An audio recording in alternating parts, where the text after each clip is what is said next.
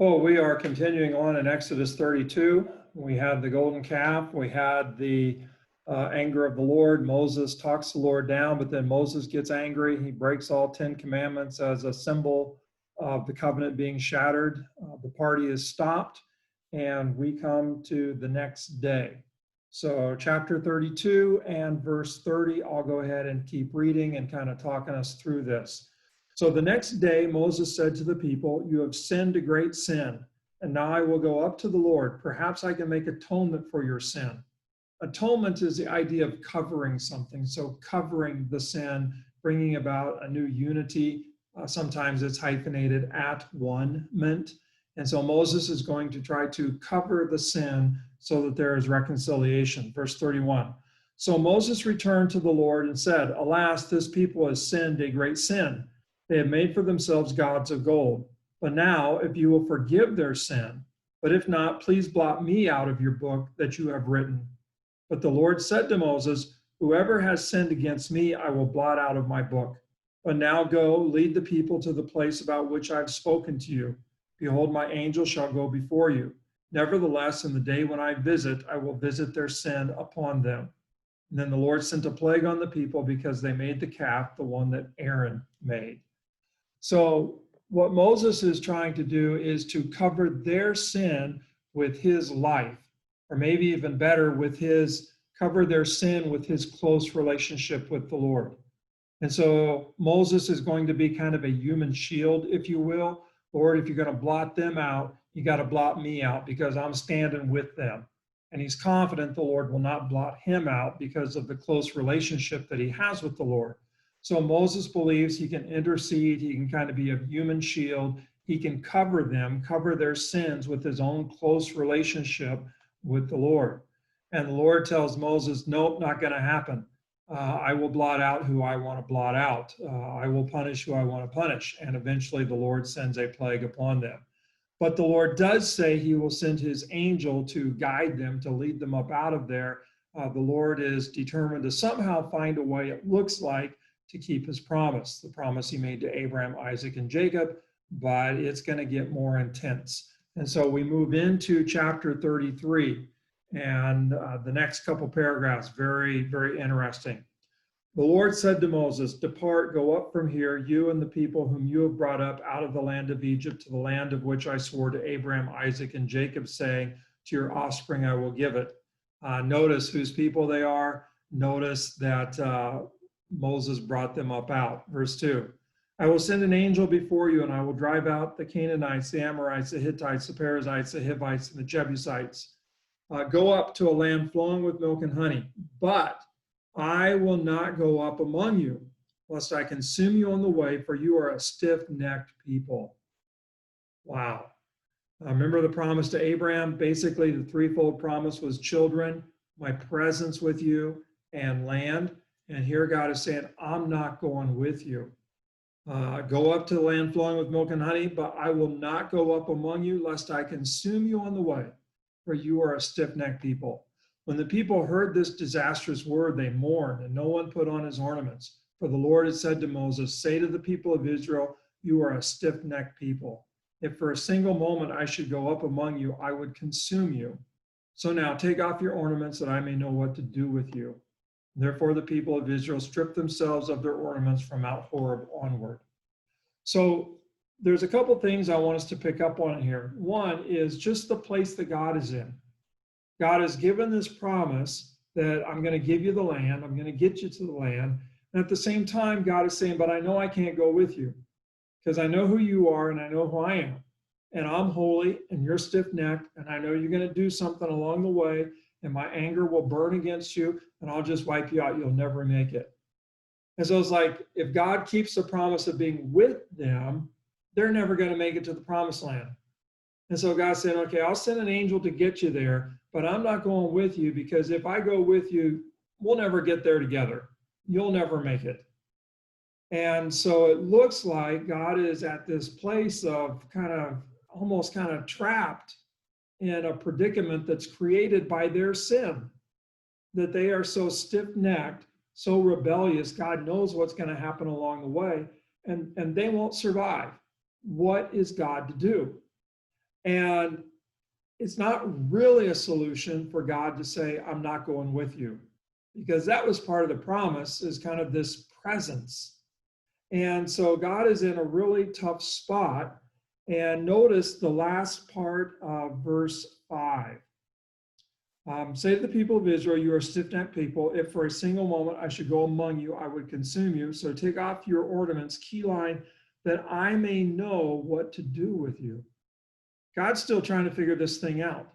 God's still trying to figure out what to do with this stiff-necked people that God is in covenant with. Well, we get a little interlude. Verses 7 through 11 talk about Moses' close relationship with the Lord. And this is kind of preparation for the conversation that's coming. So we'll go ahead and move down to verse 12. Moses said to the Lord, see, you say to me, bring up this people, but you have not let me know whom you will send with me. Yet you have said, I know you by name, and you have also found favor in my sight.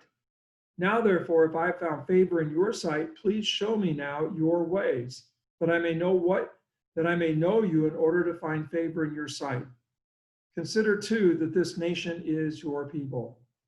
So Moses is saying, okay, Lord, you really haven't shown me what you're going to do. Just saying you're going to send an angel is like, what's an angel compared to your presence? You haven't leveled with me, and you say that I found favor in your sight. And so Moses is kind of pressing into God, if you will, and also reminding the Lord that this nation is your people. Verse 14, the Lord said, and the Lord said, my presence will go with you, and I will give you rest. Okay, and that you is a second person singular. And so the Lord said, okay, Moses, here's what I'll do. I'll go with you, Moses, and Moses, I will give you rest. It was like, I'm keeping away from the people. I'm going to be with you. Verse 15, this is Moses speaking. And he said to him, if your presence will not go with me, do not bring us up from here.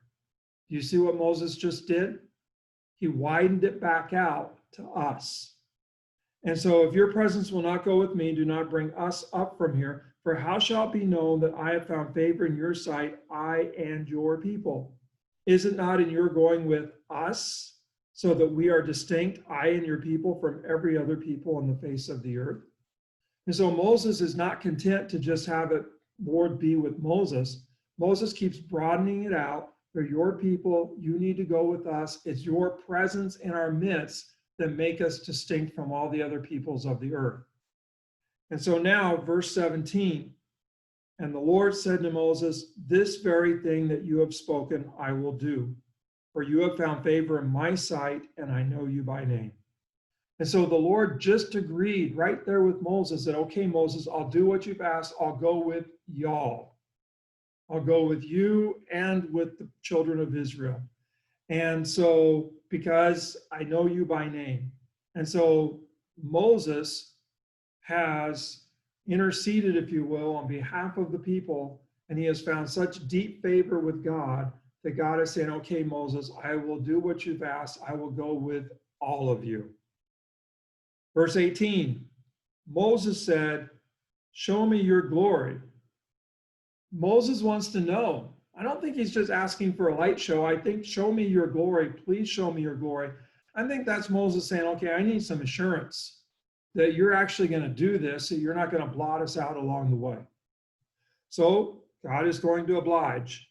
Verse 19, and the Lord said, I will make all my goodness pass before you and will proclaim before you my name, the Lord.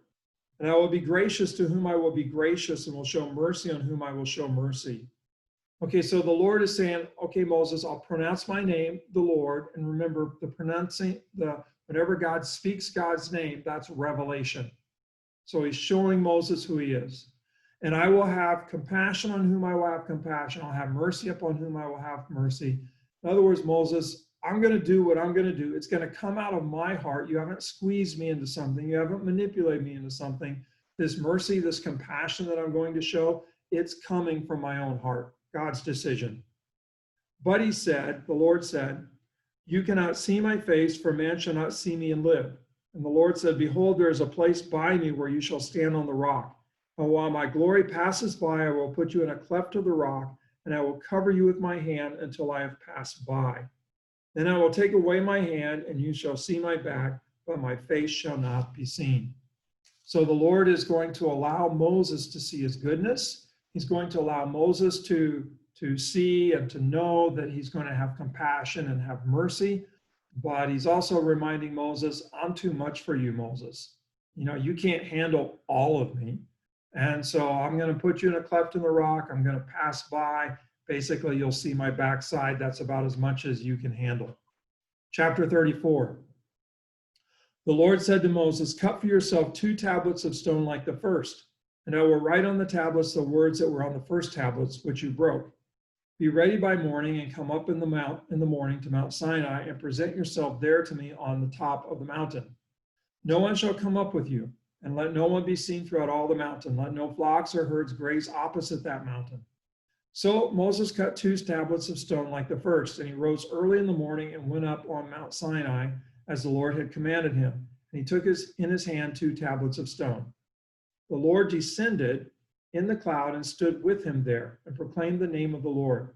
The Lord passed before him and proclaimed, the Lord, a God merciful and gracious, slow to anger, and abounding in steadfast love and faithfulness, keeping steadfast love for thousands of generations, forgiving iniquity and transgression and sin, but who will by no means clear the guilty, visiting the iniquity of the fathers on the children and the children's children to the 3rd and the 4th generation. And Moses quickly bowed his head toward the earth and worshiped. And he said, if I have found favor in your sight, O Lord, please let the Lord go in the midst of us, for it is a stiff-necked people, and pardon our iniquity and our sin, and take us for your inheritance. And he said, the Lord said, behold, I am making a covenant before all your people. I will do marvels such as have not been created in all the earth or in any nation. And in all the people among whom you are shall see the work of the Lord, for it is an awesome thing that I will do with you. Okay, so a couple things to get. Number one, the Lord proclaimed his name. Whenever the Lord proclaims the Lord's name, this is a moment of revelation. So the Lord, what gets revealed? The compassionate and gracious God, slow to anger, abounding in steadfast love, showing faithfulness to generation upon generation, thousands of generations, still punishing the guilty, doesn't leave the sin unpunished. But the Lord is not going to allow the sin to break the relationship. Let me try to say it better. The Lord is not going to allow the sin of the people to undo the Lord's commitment to the people. Gracious, compassionate, steadfast love, faithfulness, my grace is greater than your sin. That's who I am. Is there punishment? Yes. Consequences? Yes. But will the covenant be annulled? Will the relationship be ended? No. God's grace, God's mercy, God's compassion is greater than Israel's ability to sin it away. And so this is a huge moment. I sometimes think about this as the gospel of the Old Testament, where Israel has sinned and that sin has threatened, put in jeopardy the presence of God with them. And God says, no, this is who I am, compassionate and gracious, and I'm going to overcome your sin and stay present. Maintain the relationship. Consequences, for sure, but allow your sin to be the deal breaker to where there's no more relationship? No.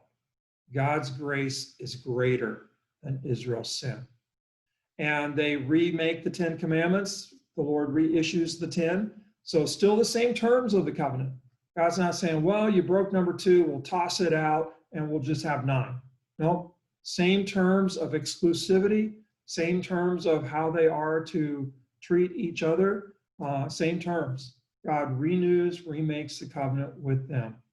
And then Moses goes down the mountain and he's all aglow, and it is evident that he has been in the presence of God and that God is with him. And so the one that they tried to replace, God has vindicated as still the one through whom God will work with in bringing the people into the promised land. The rest of Exodus, real quick. The rest of Exodus, they are building the tabernacle. They do everything that Moses tells them to do. They build the tabernacle, the furnishings of it, the priesthood gets anointed, all the priestly garments. And so we come to the end of Exodus, the very last paragraph, Exodus chapter 40. Then the cloud covered the tent of meeting, and the glory of the Lord filled the tabernacle. And Moses was not able to enter the tent of meeting because the cloud settled on it, and the glory of the Lord filled the tabernacle. Throughout all their journeys, whenever the cloud was taken up from over the tabernacle, the people of Israel would set out. But if the cloud was not taken up, then they did not set out till the day that it was taken up.